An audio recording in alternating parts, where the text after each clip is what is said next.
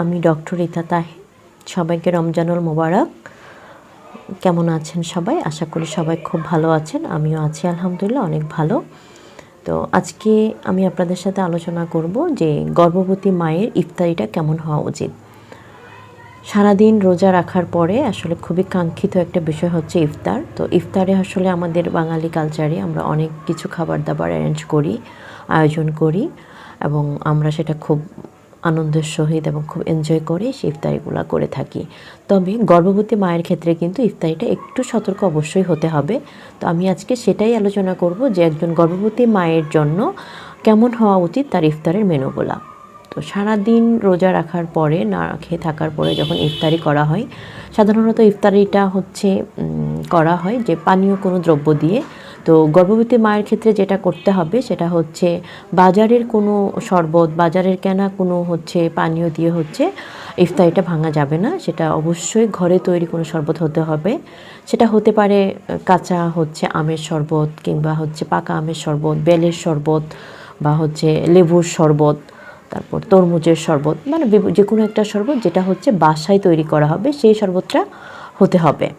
তারপরে হচ্ছে তার ইফতারি মেনুতে রাখতে পারেন হচ্ছে 3 থেকে 4টা খেজুর, যেটা হচ্ছে খেজুরে প্রচুর পরিমাণ হচ্ছে ফাইবার থাকে এবং হচ্ছে খনিজ পদার্থ থাকে, যেটা একটা গর্ভবতী মায়ের জন্য অনেক বেশি হেল্পফুল।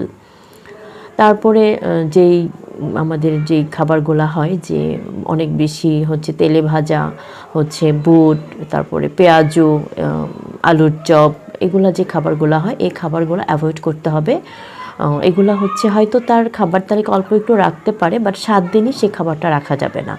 শরবতটা যেমন হচ্ছে 7 দিনে তার 7টা আইটেমের শরবত খাবে, ঠিক তেমনি তার খাবার মেনুতে হচ্ছে অল্প অল্প করে খাবারগুলো রাখতে হবে। সেগুলো তবে অবশ্যই তেল এবং ঝাল যেন অনেক বেশি কম হয় সেটা হওয়া উচিত।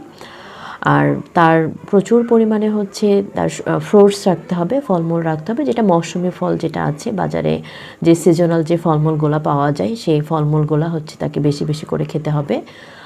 আর হচ্ছে তার যেই কার্বোহাইড্রেট মেনটেন করার জন্য তার খাবার তালিকায় রাখতে পারেন, গর্ভবতী মায়ের খাবার তালিকায়, যে মাছ অথবা মাংস, খাসির মাংস বা মুরগির মাংস, এই মাংসটা প্রতিদিন তার খাবার তালিকায় রাখতে হতে পারে।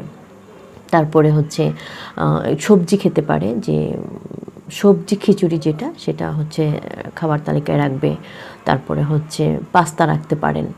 তারপরে মানে এক এক দিন এক একটা আইটেম, যেন গর্ভবতী মায়ের তার খাবারে একটা অনীহা চলে না আসে, সেই জন্য তার ভ্যারাইটিস 7 দিনে খাবার তালিকায় 7টা আইটেম যদি থাকে, যে খেতেও পারবে। যেহেতু গর্ভবতী মার খাবার একটা অরুচি থাকে, তার জন্য এই ব্যাপারটা খুব ইম্পর্টেন্ট যে তার খাবার তালিকা এক এক দিন যেন এক একটা থাকে।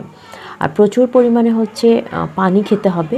তার দেখা গেছে সেহরি থেকে ইফতারি পর্যন্ত তো তার না খেয়ে থাকার পরে হুট করে যেন তার গ্লুকোজ লেভেলটা বেড়ে না যায়, সেই জন্য তার যেটা করতে হবে যে একটু একটু করে তাকে খেতে হবে, যে একটু বেশি পরিমাণে বারবার খাওয়া যাবে, মানে একেবারেই খাওয়া যাবে না, বারবার দেখা গেছে একটু একটু করে তাকে খেতে হবে।